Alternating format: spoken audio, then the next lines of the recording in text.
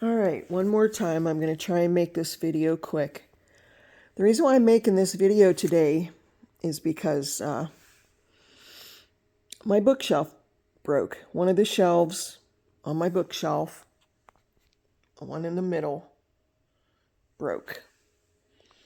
I was looking for something and I noticed that the corner of the bookshelf was broken. So I had to take all the books off.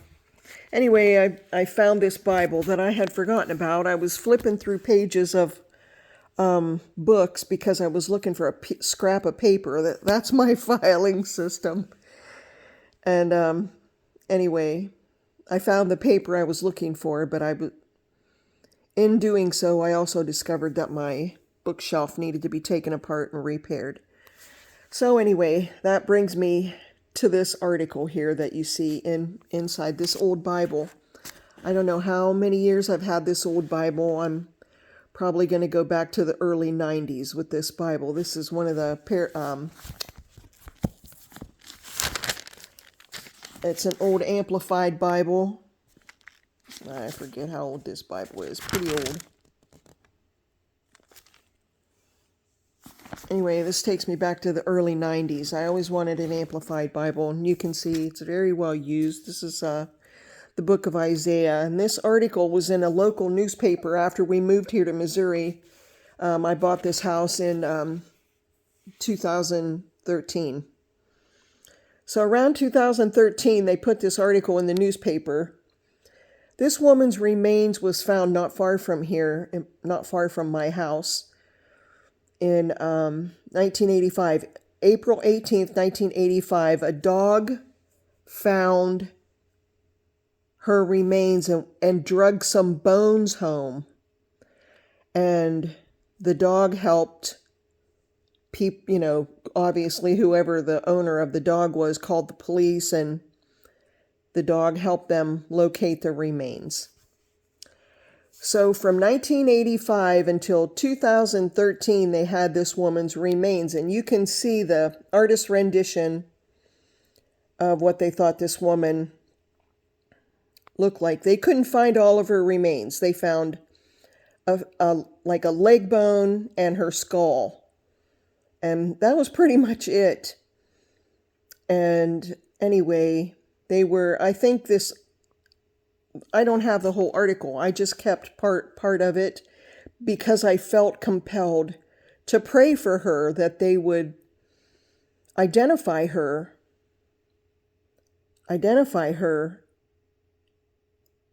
and figure out who killed her.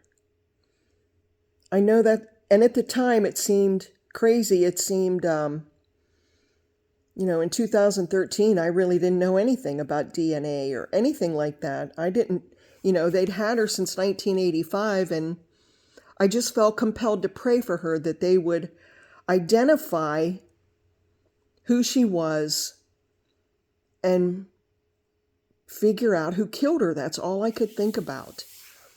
And so God gave me a scripture, and I'm going to read it to you.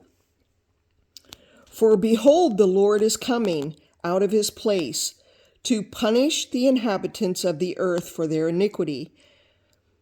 The earth also will disclose the blood shed upon her, and will no longer cover her slain and conceal her guilt. That's Isaiah 26:21. And you can see here, I attached it to the inside of my Bible and just left it there. I put this Bible away and I got a different Bible. I have an old King James version of the Bible with large print, which is the one I usually use, but the Amplified Bible is basically a King James version of the Bible with added definitions of the words, like it stretches out the definition of certain words, or whatever. Anyone that has ever looked at an Amplified Bible knows what I'm talking about. So anyway, I can't show you because I'm not able to, but they did identify this woman, and I don't know when, because I can't get to the screenshots that I took.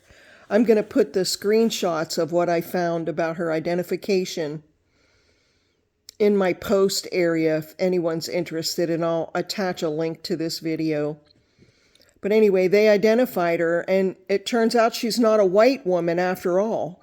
It turns out she was from Kansas, and they think that her then husband, or then, the man in her life, murdered her. But she had a daughter who'd had a DNA test done to see if that would help her find her mother. Her mother was missing for a very long time.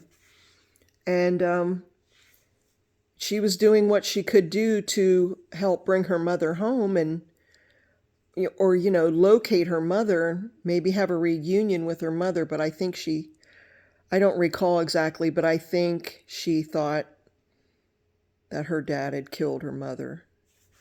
But no one could prove it.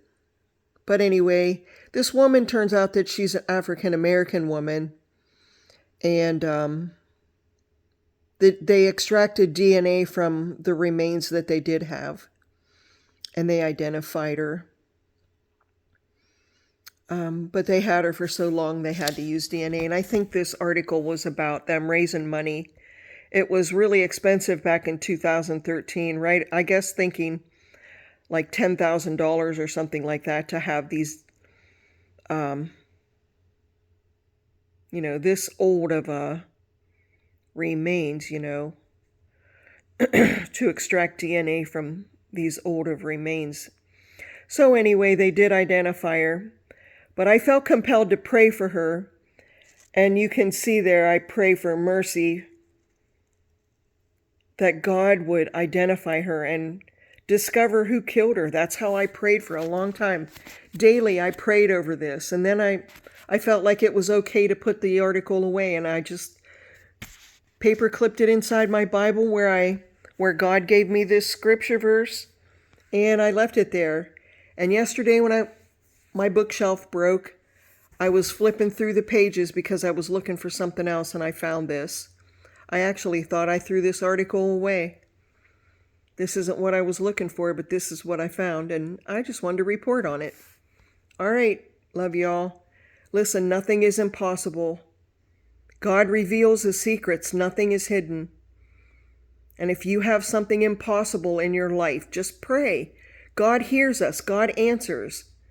He answers. And I saw something else. This is a little cliche that I wrote, or I write these little things down that I think of. Faith is earth currency. Faith is earth currency. When Jesus returns, is he going to find us in faith on the earth? And what comes to mind is Hebrews 11:1. Faith is the substance of things hoped for, the evidence of things not seen.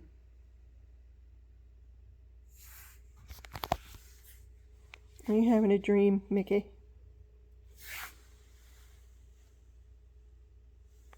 All right, love y'all. Bye.